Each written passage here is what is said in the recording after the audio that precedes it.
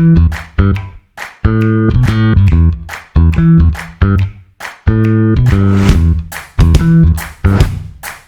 listening to the Common Fan Podcast, a Husker football podcast for the common fan, by the common fan.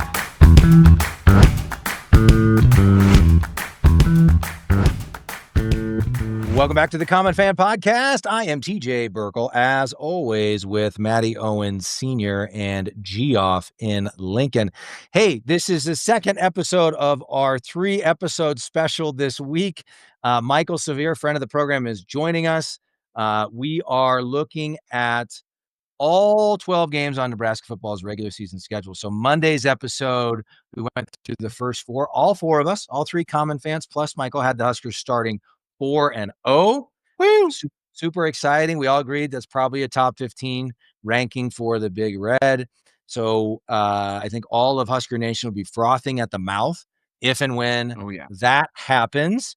Don't think it's going to be easy. Michael laid out the reasons why he thinks the Cincinnati game is going to be a close game. And then, of course, we all know Michigan is certainly a top 25 team this year, and it's going to be tough. But that's going to be 2:30 in the afternoon in Lincoln, and the Big Red Faithful are going to jump down Bryce Underwood's neck and help bring that thing across the finish line.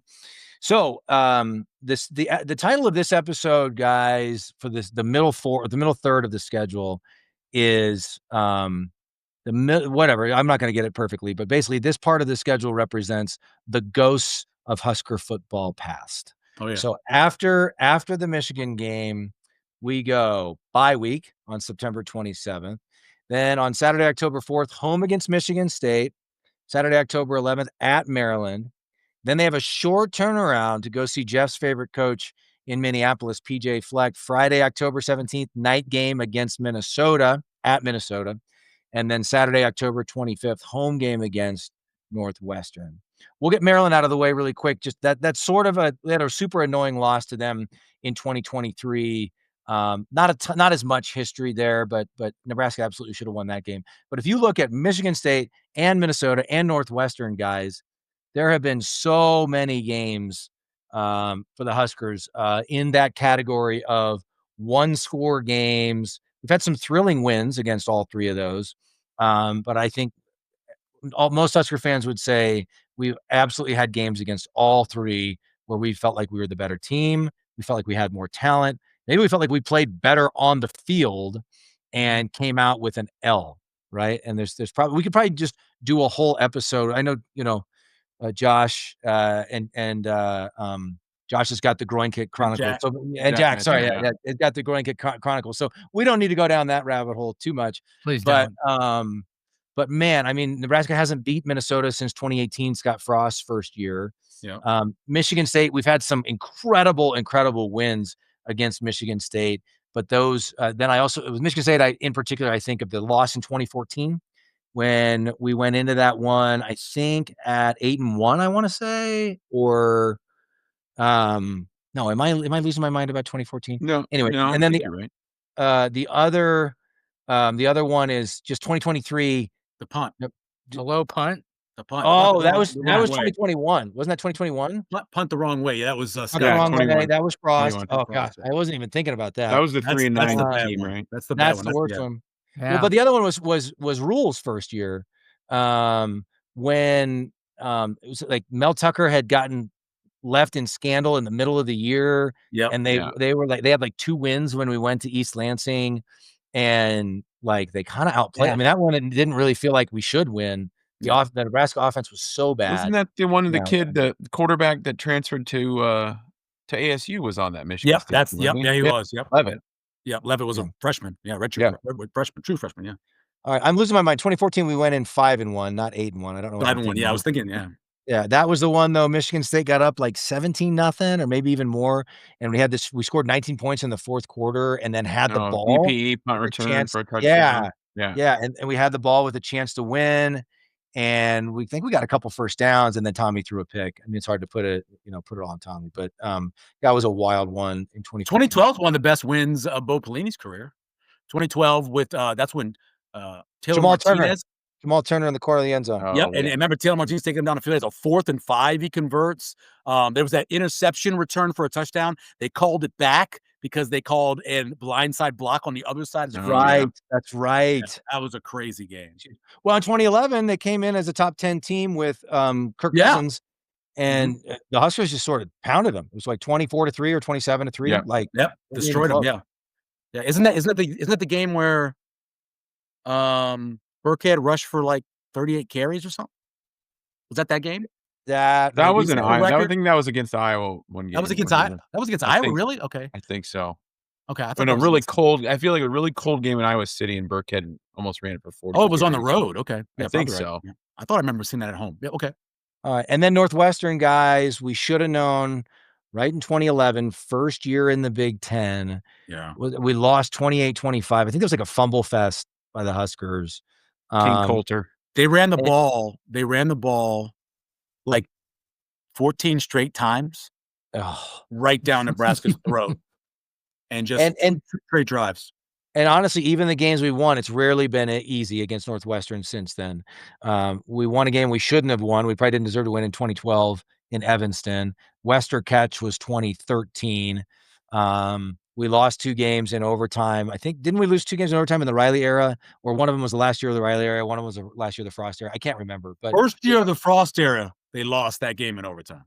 Yeah. Okay. Remember the drive back down the field? Yeah.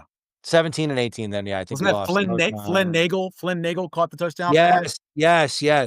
He was all over the field that day. Yep. And we've had a couple decisive wins. I know we beat them pretty handily in 2016. One of Frost's teams absolutely destroyed them. But you look at all of these teams. Again, Maryland may be a bit of an exception, but even then we've had a bad loss to Maryland. And there's so much history with these teams. And I think all of them represent teams, especially Minnesota and Northwestern, represent teams that Husker fans believe we should never, ever, ever lose to, right? Like, we are and always will be superior to Minnesota. We are and always will be superior to Northwestern. And yet the reality on the field has been much more mixed, really since we went to the Big Ten. So even in a scenario where Nebraska starts 4-0, this will be a critical stretch for the Huskers, because it only gets harder in the last 4 games of the season. And so they've got to figure out a way, I think, to win 2 to 3 of these games. Or, I mean, all 4 of them. Who's going to argue with that, right? Yeah. All right. So starting with bye week after the Michigan game, Michigan State comes to town. They went 5-7 last year. It's year 2 of Jonathan Smith. Yeah. They brought in a bunch in the transfer portal. I don't really know what to make of this team. It's hard to know what to expect. I do like Jonathan Smith. I think he's a good coach. Yeah. It's a little bit hard to know what to think about this Michigan State team. Michael, what do you think? For some reason, it's not just Nebraska, but Nebraska primarily has struggled to come off of bye weeks. It's very weird the way that's worked over the years. I even went back and looked at games coached by Matt Rule at Baylor and Temple, and he had several losses coming off of bye week. So I think maybe he changes some of the stuff they do. Instead of giving those guys off as much time as I think they have been, I think they're going to try to practice more during that bye week so they won't happen again. But I like Childs as a quarterback. I think he can be very good. As you mentioned, Jonathan Smith, I think, is a very good coach. They're rebuilding the offensive line, though, and they had to go out and get a bunch of wide receivers. Defense is probably the strength, bringing back a bunch of starters. But I think it's closer than it should be, but I think Nebraska wins. Love it. MattyO, what do you think? Yeah, I think I'd like to think I was going to say, well, hey, we're coming off a bye week, and that's always good until Michael comes with the fire on the statistics. That's a good point, yeah. But no, I think vibes are high, right? We just all picked Huskers to start 4-0, and we got a little week to kind of maybe inflate the egos even more, which is unfortunate. But I think coming out of that, I think, first Saturday in October in Lincoln, Nebraska, that's just about when the weather's the best of fall for football season, right? So I think, it'd probably be a little bit closer, and I do think Jonathan Smith is a good coach, but I think the Huskers get the W against Sparty. Geoff? I'm on board. Same exact thing. I was going to say that the bye week thing was going to be a positive, but you're right. Like, I didn't even think about that, Michael. Like, coming off of bye weeks, the Huskers, for lack of a better word, just haven't been great. Mm-hmm. So I'm still picking the W there. But I've got some things in store for the next couple of games that might surprise you. So. Oh, well, great. Yeah. Bear with me here, guys. I'm going with an L for this one. Oh, And Whoa. I'll tell you why. Oh, please tell us why. My logic is probably flawed. I don't think they get out of this stretch of 4 games unscathed, and I Right. refuse to pick Minnesota to beat Nebraska. And Oh, so that's why I see. I'm basically showing my cards. I'm showing my cards all here. right. Okay, all right. But I'd like to believe there's a scenario where they can and do win all 4 games. If I'm trying to keep like half a sane, common fan hat on and not totally drink all the Kool-Aid, I think they probably lose at least 1 in this stretch. I mean, we haven't seen it yet, right? We still haven't seen it as Husker fans where they prove that they can get over the hump and go on a stretch of winning multiple games in a row and beat teams we believe that they should beat. And so I feel like it would be peak recent Husker football to beat Michigan and everyone is through the roof and we're a top 15 team and then turn around and lose to Michigan State at home in a game that we have no business losing. So I can't believe I'm hearing you say this right now. You're normally like the harbinger of positive vibes and won't go there. And now you're picking a loss at home to Michigan State. Do I want it to happen, MattyO? No. Do I believe it's possible it won't happen? Yes. But for this exercise, I'm going with the L. Okay. Fine. Everyone's looking at me like I killed a dog or something. Can I? You might as well. You might as well. Before anybody else goes, let me give you a quick stat. Do you know the last time Nebraska had back-to-back road games? That means in consecutive weeks, back-to-back road games, and won both of them. Oh my God. Probably like 25 years ago. Bo, how did event September in the Pelini era? It was 2006. So that is called Whoa. Callahan's era. 2006. That can't be possible. Oh, TJ. No, I Restrain yourself, TJ. I refuse to accept it. It's why I picked a game in this stretch for them to lose. It's not Michigan. Yeah. He who shall not be named I refuse to believe that he ever accomplished that feat. All right. Anyway. Okay. So next game, the very next weekend at Maryland. Maryland appears to be a dumpster fire. CBS Sports has picked them to finish 16th out of 18 in the Big Ten. Didn't Loxley just give a quote about how he lost the locker room last year? And interestingly, Louis Vuitton, leave the Louis outside the locker room. And then I just recently went on an Ohio State podcast just to give them the Nebraska perspective. And they were like, we went through the schedule with them too. And they're like, we just had the Maryland guys on and they are just distraught. They have nothing positive to say at all. So wow. Totally anecdotal, but I thought that was really interesting. So Michael, what can you tell us about the Maryland Terrapins this year? Well, I agree with what you said. I will say it's the first road game. And so there is something to be said about, for the first time, paring your roster down and taking your Big Ten limit to whatever city it is. It's all the way across, not all the way across the country, but it's a flight out into Maryland. They are a mess. I look at Maryland and I kind of think to myself, they had this little stretch for about 2 years where they had a ton of talent and draft picks. But with everything that's happening now with NIL and profit sharing and being able, or revenue sharing, and be able to bring guys in because you could pay them, it seems like it's not working out recruiting wise for Maryland. And so I'm with you. I think this is a game that Nebraska could win and win big. But I always worry about that first road game and how they handle everything and it's not like it's going to be a huge route. The crowd will probably be a lot of Nebraska fans because Nebraska has a lot of fans in that DMV area. College Park is not far from there. So, but it's still a road game. So so my question, I don't know admittedly I don't follow Maryland football. I'm not into crab cakes in Maryland football. Why are they a dumpster fire? What's going on? Jeff, do you follow Nebraska football? Just a little bit. Well, I think the biggest thing is that the amount of guys they lost in the portal and who they didn't get to bring back, who they thought maybe they would bring back and they didn't. I would guess that's probably the biggest thing for those people who follow them, but also recruiting wise. That's something that Loxley had done a very good job at. And, it's starting to struggle a little bit. And the portal is a big part of that. I also saw some injuries that they have some concerns about as well when I was going through their preview. And so it just seems like it's a lot. I got to say, it's kind of jarring to hear the guy say he lost the locker room. Like, I don't know. I mean, I guess I appreciate the candor, and he's probably not the only college football coach in America to have that happen. But that's sort of like to say it out loud. Yeah, right. Yeah, I don't know if Matty, it's much losing the locker room as much as the guys didn't get along anymore because there was a division among those who were making money and who weren't. Yeah. That was kind of the issue, which is, And Maryland's still a basketball school. Like they're not. I Mary mean, Williams, baby. They're not going to put the same amount of time and money and resources into football as they are basketball. They're just that to me. That's just I've always associated Maryland with being a basketball. How old were you guys in 86? 1986. We were 4. Yeah. Well, if it was basketball season, we were not even 4 yet. Are you going to talk about Len Bias? This would have been, it'd have been June. Yeah, that was I'll never forget that morning. My sister called me on the phone and said, "Did you hear that Lenny died?" And I was like, "What are you talking about?" And we had just spent time with him. My uncle coached at GW and he coached at Georgetown. And so we knew people around that area. And it just was devastating. You knew Len Bias? I met him. I had a chance to meet him a couple times. We went to some events where he was. Yeah, because I got a chance to call and do some PA on some AAU teams and some really good kind of matchup games that they would do during the summer. And so I had a chance to do that. But cool. that was devastating. Cool. Oh, wow. Whew. All right. So Maryland, any other thoughts on Maryland? Do we all have it as a W? Do we all have it as a W? That's a win. Road game, but it's a Michael, win.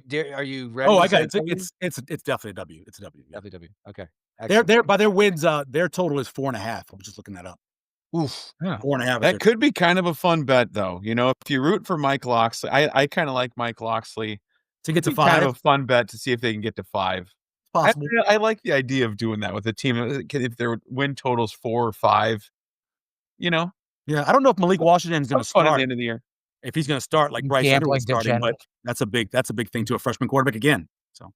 Yeah, that sounds like a fun bet, Matt. You can't play degenerate. Hey, somebody out there listening is like, that does sound like fun. It's not a fun bet. Let's see if UMass can get to 4 wins this year. Don't do that. 1-800-BETS-OFF if you're having problems. All right, he's got that edge. Matt, Geoff, and I can't believe I'm saying this. Matt, Geoff, and Michael all have the Huskers at 6-0 at this point. I'm the one who's got them at 5-1. It makes no sense whatsoever. Yeah. Okay. That is at Maryland.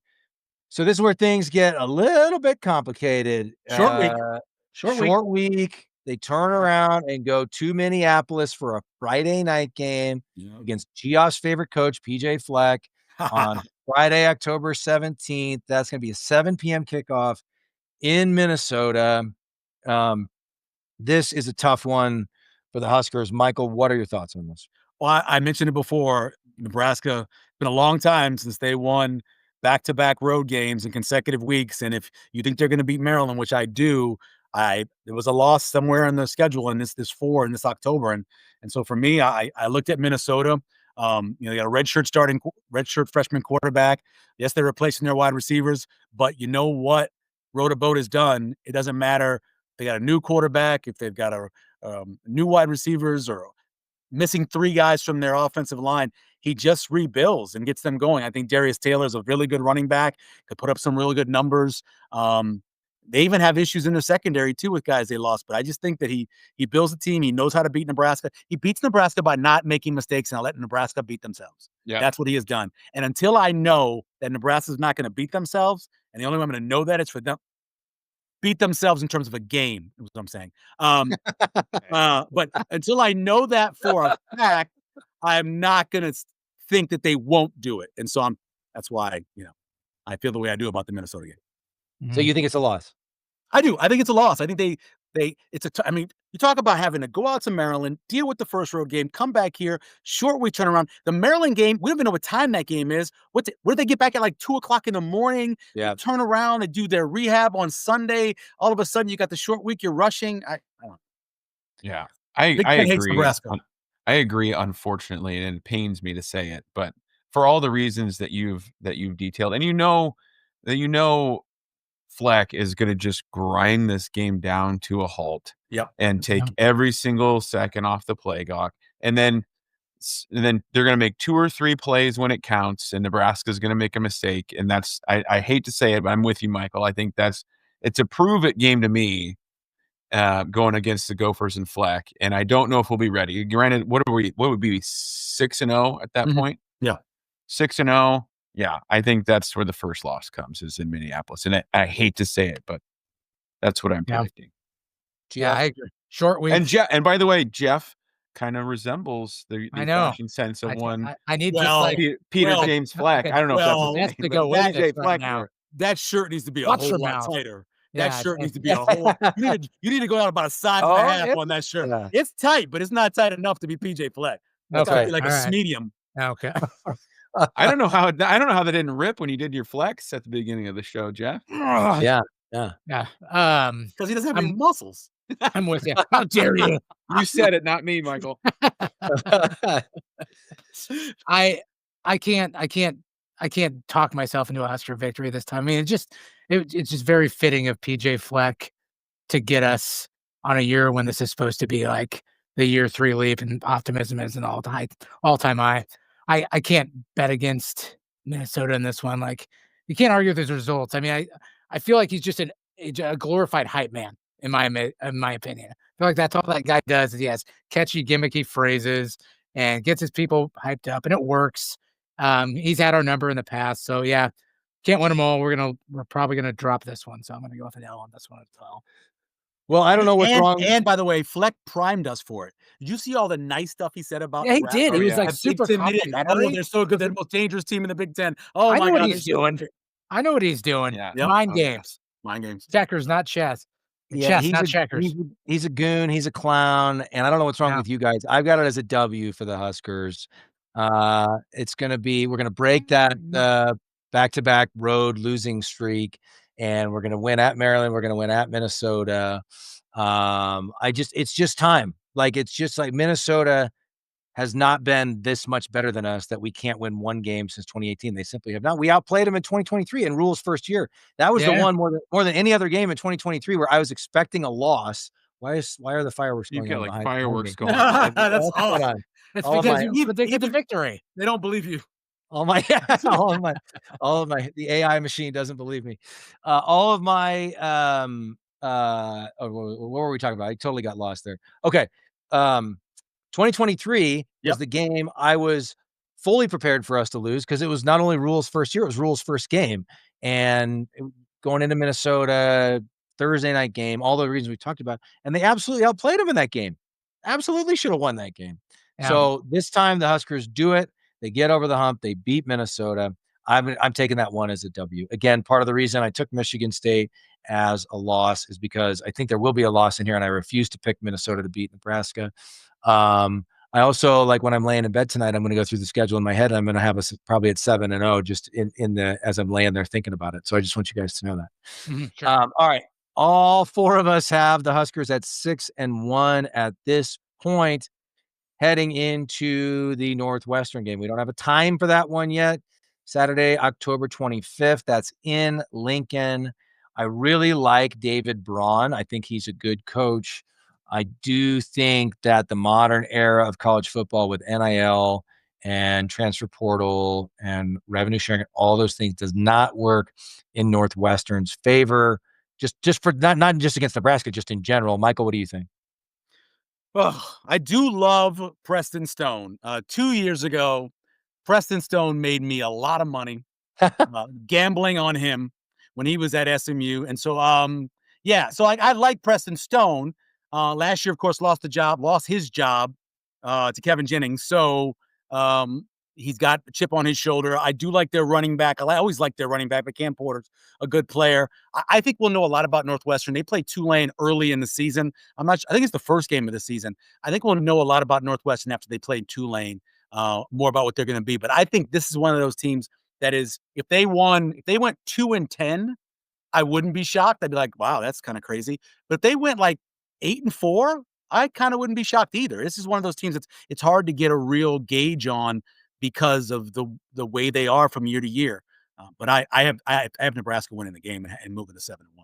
I will say if there is a team that tends to be on the better part of the range on any given year, it's usually Northwestern. Yeah. Right. I mean, I feel like there's been multiple years where it's like, well, they don't have any talent and this or that. And then it's like, oh, they won the Big Ten West at 7-4. Or so I just, something, or 8-4, whatever, MattyO, what do you think? Yeah, I think W, for all the reasons that you've detailed. I just don't think that the new world of college football is going to bode too well for the folks over at Northwestern. And I don't know when their stadium project is going to be done. Are they playing at like that Lakeside 2 more games, like at least high 2 school game? 2 to High 4 school games stadium? I saw they're playing. Oh, really? Not at the new stadium yet, but I think maybe it's done by the end of the season because they only said 2 to 4 games they were playing, I thought. Interesting. Yeah, I heard capacity of that new stadium is about 2,500. Is that about right? Aren't they also playing like at Wrigley and like Probably. they're playing like in a bunch of other places, I thought, this season too. Yeah, I think so. Yeah. It's so funny whenever they do, like, you see the tweets about the mock-ups of what it's going to look like, and I think the capacity is like 30,000 or something like that. And just Husker fans cannot resist jumping into the comments and being like, "It's still going to be full of Nebraska fans" or something like that. Geoff, Geoff, what is your extensive research told On you Northwestern? Oh, yeah. about this year's Northwestern team? How's this for extensive research, huh? Rule's gonna be pissed off that we lost that snake oil salesman Fleck the week before. We're gonna come in, we're gonna beat the hell out of these guys. That's pretty close. Good. I like that. I love that. Yeah. I love that, Geoff. All right, I've got it as a W as well. We had slightly different ways of getting there, but all three common fans plus Michael 7-1, right? coming out of the Northwestern game have the Huskers at 7-1. I think even with a loss in there, whether it's to Michigan State or Minnesota or somebody else, 7-1. Again, you're almost certainly in the top 25. Are they in the top? Are they in the top 15 at 7-1? Oh, heck yeah. Definitely. Definitely. Yeah. Especially if the wins are against Cincinnati and Michigan. As long as Michigan's not falling apart. They do play 2 games, by the way, at Wrigley Field at the end of the season. Northwestern does. Okay. Okay. Northwestern does, yeah. I feel like I remember being cognizant, like, well into like the Bo era of like, feels like we're ranked a little high. That feels like just because we're Nebraska. And I feel like we got that benefit of the doubt for years and decades even. Oh, sure. The reason I bring it up and I'm so insecure about it is because I feel like the script has completely flipped. Whereas we now have to earn it more. We have to completely earn it. Whereas like nobody trusts or believes in Nebraska after the last 10 years. And so it feels like we have to do more to get that recognition. Yeah. So anyway, all right, that wraps up the middle 4 games, looking at a bunch of teams that represent the ghosts of Nebraska football past. If you haven't checked out Monday's episode covering the first 4 games of the schedule, make sure and do that. And we'll have one more out on Friday, looking at the last 4 games on the schedule. And if we have time for that one, maybe we'll talk about like what the playoff schedule is going to look like and, what day the national championship game's on and all those things, just for the Huskers. That's supposed to be a joke, guys. Nobody's laughing. Okay. It's not a joke. I took it seriously. Yeah. Serious, yeah. It was in let me say it was in jest. We used to joke about these things about making the playoff, and now it's like, hey, there are national people saying things like that. So it's like, maybe it's not as funny anymore. That's true. All right. So stick with us, common fans. Next episode, looking at the final 4 games, will be out on Friday. Thanks for hanging with us as always. Thanks to special guest Michael Severe. We'll be back at you soon. In the meantime, as always, GBR for life.